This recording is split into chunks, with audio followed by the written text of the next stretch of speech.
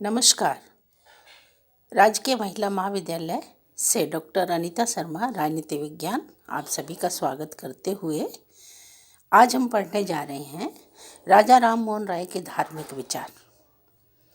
जैसा कि विदित है सभी को कि राजा राम मोहन राय न केवल अपने धार्मिक विचारों के कारण वरन सामाजिक सुधारक के रूप में एक बहुत बड़ी पहचान रखते हैं। इंडियन पॉलिटिकल सिस्टम, भारतीय राजनीतिक व्यवस्था और भारतीय राजनीतिक विचारक के रूप में एक समाज सुधारक को पढ़ना अपने आप में समाज को एक नवीन रास्ते को दिखाने के समान है।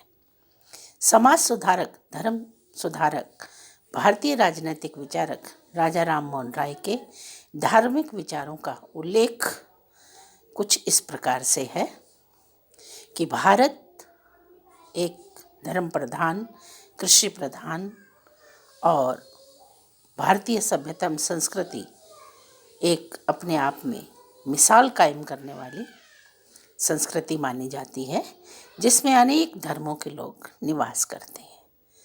जब प्राचीन समय में भारतीय समाज में कुछ कुरीतियाँ घर कर गईं, तो इन विचारकों के माध्यम से ये विचार मंथन और प्रेरणा प्रस्तुत की गई कि हम सबको किस तरह एक ईश्वर की संतान के रूप में भारत के भूमि पर निवास करते हुए उत्तरोत्तर उन्नति करनी है। तो राजा राम मोहन राय के विचार अपने आप में एक अमूल्य देन है भारतीय राजनीतिक चिंतन को। राजा राम मोहन राय के बारे में लेखक विलियम्स के अनुसार ये बताया गया कि वे दुनिया के सबसे पहले व्यक्ति थे जिन्होंने पूरी गंभीरता, निष्ठा और लगन से दुनिया के धर्मों का तुलनात्मक अध्ययन किया, कंपैरिजन स्टडी की तथा उसमें निहित सत्य को समझा। इसे समझते हुए लेखक के द्वारा, विचारक के द्वारा ये विचार प्रस्तुत करते हुए बताया गया कि हमें सामाजिक कुरीतियों के उन्मूलन में किस तरह से धर्म में सुधार करना होगा, अपने विचारों में सुधार करना होगा, अपनी प्रवृत्ति में सुधार करना होगा और संकीर्ण मानसिकताओं का परित्याग करते हुए उन्नति किस तरह से प्राप्त की जा सकती है। तो हम ये बता रहे थे कि राजा राम मोहन राय ने किस तरह अपने दृष्टिकोण के माध्यम से भारतीय राजनीतिक चिंतन को जो देन के माध्यम से दी गई बातें हैं, पहलू हैं, वो एकश्वरवाद का प्रतिपादन और बहुदेववाद का खंडन। इन समाज सुधारक के माध्यम से ये बताने की चेष्टा की गई कि हम सभी एक ईश्वर की संतान हैं। इसका मुख्य कारण ये है कि वे उपनिषदों के आध्यात्मिक एक ईश्वरवाद और कुरान के तौहीद यानी ईश्वर की एकता के सिद्धांत से प्रभावित थे। यानी सभी धर्मों के सार को उन्होंने समझा। बहुत अध्ययन करने के बाद वे इस निष्कर्ष पर पहुँचे कि हम सब एक ईश्वर की संतान के रूप में इस पृथ्वी पर जन्म लेते हैं और हम सब की मृत्यु भी सुनिश्चित है। मार्ग अलग अलग हो सकते हैं, लेकिन जो सर्वोत्तम सत्ता है वो एक ही है और उस एकमकार को ही हमें जानना चाहिए और मानना चाहिए। मूर्ति पूजा, बलि प्रथा का विरोध उनका कहना था। जीवन के साधारण कोई भी व्यवहार में जब हम सोच समझकर काम करने की चेष्टा करते हैं, नाप तोल के काम करने की चेष्टा करते हैं, हर कार्य को बहुत ही गंभीरता से करने की चेष्टा करते हैं, तो हम धर्म के बारे में अंधानुकरण क्यों कर रहे हैं? ये अंधानुकरण की प्रवृत्ति अपने आप में एक कुरीति है। हमें अपने विवेक के आधार पर कार्य करना चाहिए। समरसता के आधार पर काम करना चाहिए, बुद्धिमत्ता के आधार पर काम करना चाहिए, मिलजुल कर काम करना चाहिए, न कि अंधानुकरण और परिपाटियों के पीछे पड़ना चाहिए। यानी उन संकीर्ण परंपराओं का परित्याग हमें करना ही चाहिए नवीनता को प्राप्त करने के लिए। परंपराओं के अंधानुकरण का विरोध, उनका कहना था आज की परिस्थितियां अतीत से बिल्कुल भिन्न हैं।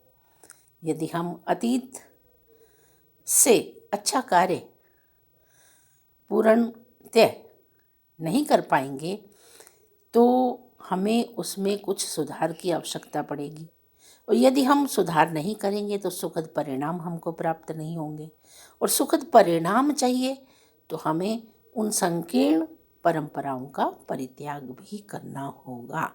यानी लकीर के फकीर हमें नहीं बने रहना चाहिए। फिर है धार्मिक सहिष्णुता का प्रतिपादन। सहिष्णुता का मतलब है हम मिलजुल कर रहें, एक दूसरे को समझें, एक दूसरे की भावनाओं की कदर करें, एक दूसरे से प्रेम पूर्वक व्यवहार करें, दूसरों के प्रति वैसा व्यवहार करें जैसा अपने प्रति चाहते हैं।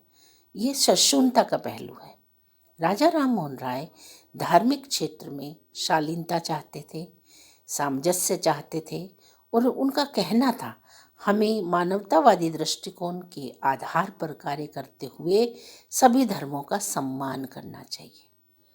मिलजुल कर प्रेम पूर्वक समाज के सभी दायित्वों की पूर्ति करनी चाहिए। इसका तात्पर्य है मानवतावादी दृष्टिकोण का मतलब यही है वासुदेव कुटुंबकम, कि पूरा विश्व ही हमारा परिवार है, और हमें परिवार में एकजुटता से, प्रेम से, सहयोग से, परोपकारिता से, समर्पण से, पारस्परिक मेल मिलाप से रहना चाहिए, ताकि हम सभी एक दूसरे के लिए उन्नति के मार्ग प्रशस्त कर सके और धार्मिक उन्माद को कम कर सकें, संकीर्णता को कम कर सकें, घृणा को कम कर सकें, असमानता को कम कर सकें।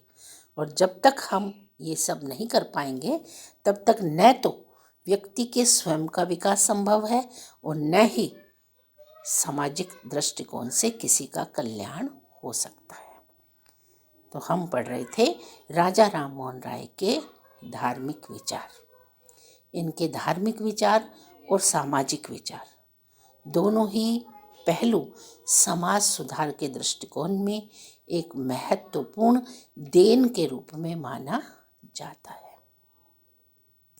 यानी बलि प्रथा है, चाहे वो सती प्रथा है, चाहे वो मूर्ति पूजा है, मतलब इन सब चीज़ों ने जो समाज में कुरीतियों को जन्म दिया वो किसी भी दृष्टिकोण से सही नहीं कही जा सकती।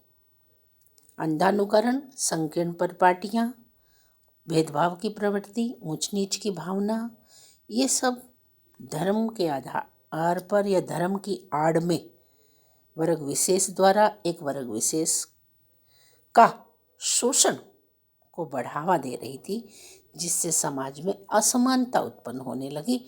वो समाज के लिए सबसे बड़ी घातक सिद्ध हो सकती थी। इसलिए इन विचारकों ने, इस विचारक ने, राजा राम मोहन राय ने अपने विचारों से समाज को लाभान्वित किया। नमस्कार।